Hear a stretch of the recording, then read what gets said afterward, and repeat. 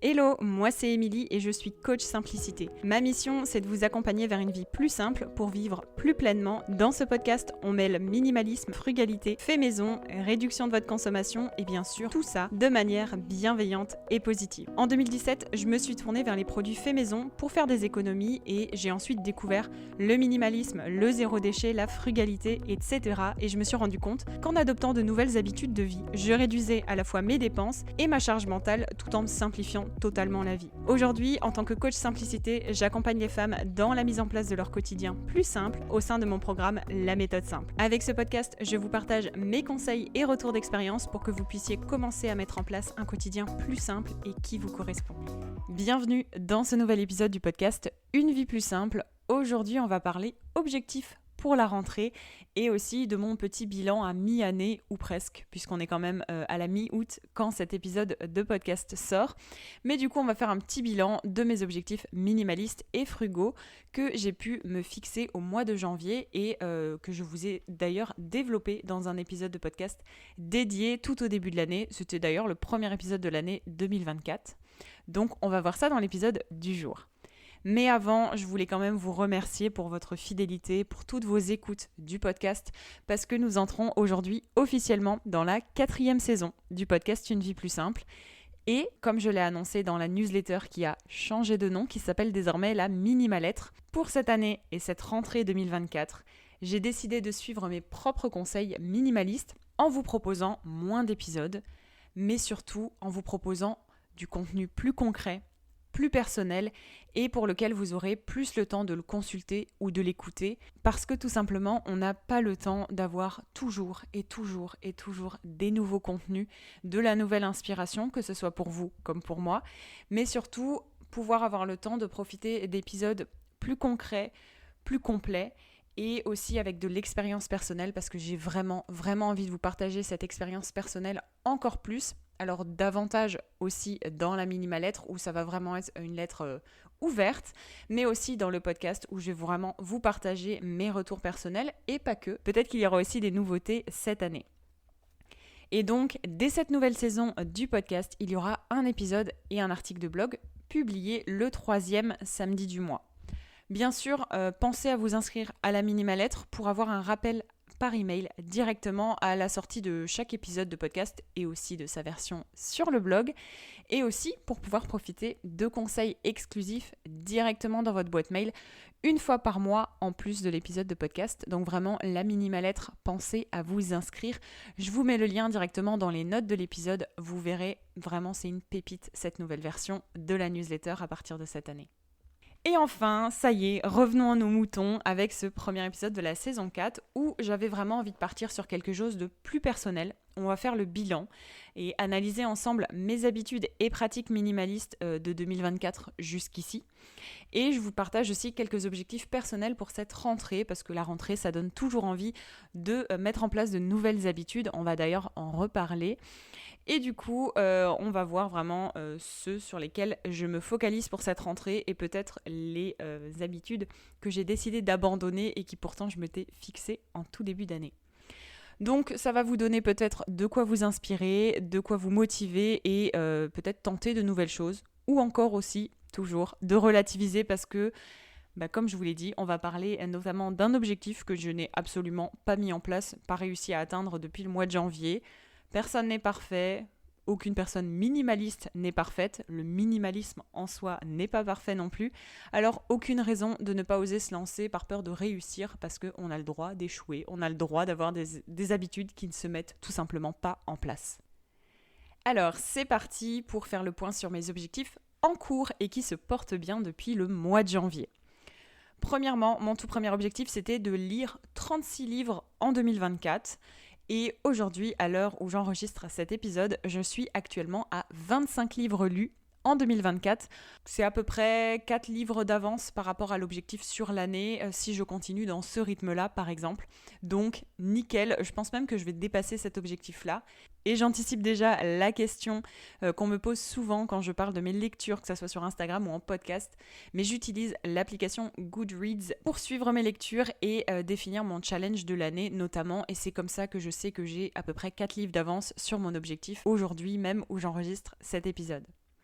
Donc, premier objectif en cours et qui se porte bien, la lecture, tout simplement. Deuxième objectif en cours et qui se porte bien, c'est de ne pas acheter de vêtements neufs, puisque j'ai une autorisation de friperie. Enfin, je me suis mis l'autorisation de la friperie. Et pour l'instant, tout est bon. Alors, je me suis laissé une exception pour notamment le merchandising de concerts, puisque j'ai assisté à 2 concerts que j'attendais depuis des années, et je me suis fait plaisir en achetant un t-shirt à chacun. Mais j'avais déjà prévu cette exception-là. J'en avais pas forcément parlé dans l'épisode de départ, donc l'épisode du mois de janvier. Mais en tout cas, moi, c'était noté sur mes notes dans mon téléphone. Donc, pour ça, c'était autorisé. Et aussi, potentiellement, je me laisse la possibilité de remplacer des essentiels que je ne trouve pas en friperie ou notamment des chaussures, puisque j'ai certaines paires de chaussures là qui commencent à se fatiguer, notamment ma paire de Converse qui a bientôt 10 ans et que je préfère toujours acheter neuve pour des raisons personnelles et de santé d'ailleurs. Donc voilà, je me suis laissé un petit peu plus de marge, que ça soit donc avec la friperie qui est toujours autorisée, et j'y suis d'ailleurs allée 2 fois déjà cette année pour quelques petits essentiels, pas d'achat compulsif inutile, mais je me laisse la possibilité d'acheter des essentiels neufs ou des chaussures si j'en ai le besoin. Troisième objectif en cours et qui se porte bien, c'est de marcher tous les jours et de faire au moins 10 000 pas par jour. Alors quand je dis en cours et qui se porte bien sur cet objectif-là, je vais marcher tous les jours, ça c'est sûr, mais les 10 000 pas par jour, encore une fois, c'était un objectif bien trop important et je m'en suis rendu compte dès la fin du mois de janvier où j'étais partie vraiment à fond dans cette idée-là. Donc j'ai revu à la baisse le nombre de pas pour pouvoir être tout simplement plus régulière et pouvoir aller faire mes pas tous les jours et éviter donc de me décourager. Donc je suis descendue à 5 000 pas par jour. Et puis, il y a des jours où ça monte bien plus haut, il y a des jours où c'est un petit peu plus bas, mais on verra la moyenne à la fin de l'année et c'est là-dessus que je vais me fixer pour voir si j'ai validé ou non mon objectif de 5000 pas par jour en moyenne en 2024. Dernier objectif en cours et qui se porte bien, c'est de faire une sortie culturelle par mois minimum. Alors depuis le début de l'année, j'ai compté, je suis allée sur mon calendrier exprès en préparant cet épisode et j'ai donc compté 7 sorties culturelles, donc cinéma, concerts, musées, etc. Ça fait environ une par mois au moment où j'enregistre cet épisode à la mi-août. Il n'y a pas encore eu ma sortie culturelle du mois d'août, mais ça ne saurait tarder, c'est prévu. Donc pour l'instant, cette sortie culturelle, l'objectif était donc d'en faire, et l'objectif est toujours d'ailleurs, d'en faire 12 en 2024, donc c'est bien parti. Surtout avec ce que j'ai prévu pour le reste de l'année, avec l'automne et l'hiver. Et j'ai notamment un festival de musique, un voyage et plein d'autres films, expositions, etc. qui me feront sûrement envie. Donc on est très bien parti. Et encore une fois, c'est une moyenne puisqu'il y a certains mois où j'ai fait 2 sorties culturelles, dont une par exemple début du mois, une fin du mois. Donc voilà, je compte ça comme le nombre de sorties culturelles à l'année plutôt que de me dire une par mois. Il m'en faut absolument une en juillet, une au mois d'août, il n'y a pas besoin. On est sur 12 sorties culturelles dans l'année, voire plus. Et à mon avis, on en sera à plus. On fera le bilan au tout début de l'année 2025. On verra d'ici là. Et puis j'avais 2 petits objectifs, mais ceux-là, il n'y avait pas vraiment une obligation, ou au contraire, c'était des objectifs qui étaient déjà en place, mais que je continuais de mettre en place cette année. C'est toujours d'apprendre une langue étrangère tous les jours sur ma petite application Duolingo. Ça, c'est toujours en cours. Et je continue de ne pas acheter de produits ménagers et de soins industriels. Je reste au maximum sur le fait maison, sauf exception encore une fois. Mais de manière générale, on reste sur du produit ménager et de soins et d'hygiène maison, encore une fois. Et tout ça, ça se porte très bien. On passe maintenant aux objectifs non atteints et finalement il n'y en a qu'un pour l'instant à ce moment-là de l'année. Tout le reste fonctionne correctement je pense et c'est encore une fois toujours le même. Je vous en ai d'ailleurs parlé dans la mise en place des habitudes de 2024, donc au mois de janvier, comme quoi j'avais pas réussi à le mettre en place en 2023 et pour l'instant c'est encore une fois pas du tout réussi pour cette année 2024 et pourtant j'avais réduit l'objectif et c'était donc de faire du journaling. Alors au début j'avais prévu 1 fois par semaine, ça c'était pour 2023 et j'ai réduit ça à 1 fois par mois pour 2024. Et nous sommes au mois d'août et c'est encore une fois non atteint. J'avais donc réduit la régularité en passant à 1 fois par mois. et je n'arrive toujours pas à m'y mettre. Même si de mémoire, j'ai déjà fait peut-être 1 ou 2 séances de journaling, on est au mois d'août, j'aurais dû en faire au moins 7 à peu près selon les objectifs. J'ai pas réussi. Donc depuis le début de l'année, impossible d'utiliser cette méthode-là pour me vider la tête. J'ai d'autres façons de le faire, mais du coup, l'habitude en fait est tout simplement pas naturelle. Alors à voir, peut-être qu'à un autre moment ça ira, mais pour l'instant on est sur un objectif non atteint à mi-année. Et enfin, on arrive à la partie de mes objectifs pour la rentrée. Vu que mes objectifs se passent très bien pour la plupart, à part le journaling, mais les autres, tout va bien, tout est mis en place. Les habitudes sont intégrées de manière assez automatique, donc j'en suis assez contente. Du coup, j'avais envie de me rajouter quelques petits objectifs pour la rentrée. Et le premier étant de manger plus sainement en ajoutant forcément une portion de légumes verts à mes repas tous les jours. Ça peut paraître très banal pour certains, mais en tout cas, moi je me fixe cet objectif-là. Je l'ai déjà mis en place depuis la mi-juillet de mémoire et je me suis rendu compte qu'en fait ça s'est très bien ajouté à ma routine quotidienne. C'est simple à ajouter à mon organisation. Je vois déjà d'ailleurs les bienfaits sur mon bien-être, sur ma santé. Et puis en plus de ça, ça me force à manger simplement, de juste consommer des légumes verts de manière la plus simple possible. Alors souvent c'est en vapeur, souvent c'est dans des pots ailés. Bref, on se complique pas la vie, on mange juste ces légumes verts. Et je vois déjà les bienfaits en à peu près 1 mois. Et franchement, je vais continuer encore là-dessus pour la rentrée. Donc voilà, un petit objectif qui pour une fois n'est pas de l'organisation, mais juste du bien-être, de la santé et de la cuisine. Donc pratique. Deuxième objectif pour la rentrée, encore une fois quelque chose que j'ai testé là pendant le mois qui vient de s'écouler, c'est d'ajouter une séance de sport dans ma routine avec notamment depuis 1 mois. Alors les JO n'ont eu aucun impact là-dessus puisque j'ai commencé bien avant, mais de retourner à la piscine bien plus régulièrement, donc d'ajouter la natation à mon emploi du temps en allant nager plusieurs fois par mois. Encore une fois, là-dessus, je ne me mets pas de pression sur une routine régulière, dans le sens 1 fois par semaine. Il y a des semaines où ça ne va pas le faire, de par mon organisation, de par mon emploi du temps, mais bref, essayez au moins d'y aller plusieurs fois par mois.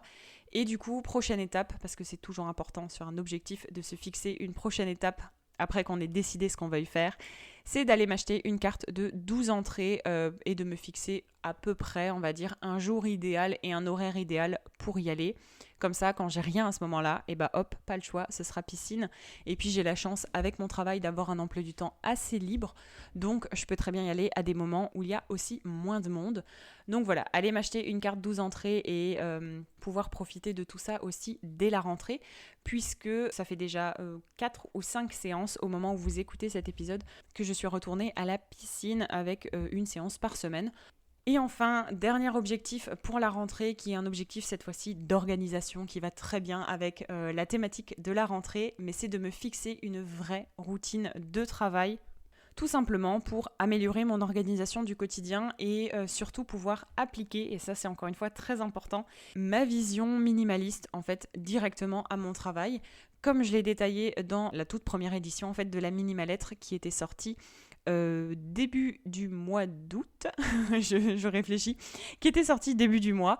Donc voilà, pouvoir appliquer vraiment cette vision minimaliste aussi à mon travail, parce que même si moi je vous parle de tout ce qui est le minimalisme dans le quotidien, dans sa vie personnelle, etc., ça me semblait vraiment encore plus logique, surtout avec les petits changements d'organisation que j'ai fait dans mon travail, de l'appliquer encore plus dans mon environnement de travail, dans mon organisation du travail, puisque mon travail fait partie de mon quotidien aussi, et de mon organisation quotidienne, puisque les deux sont un peu mélangés au jour le jour.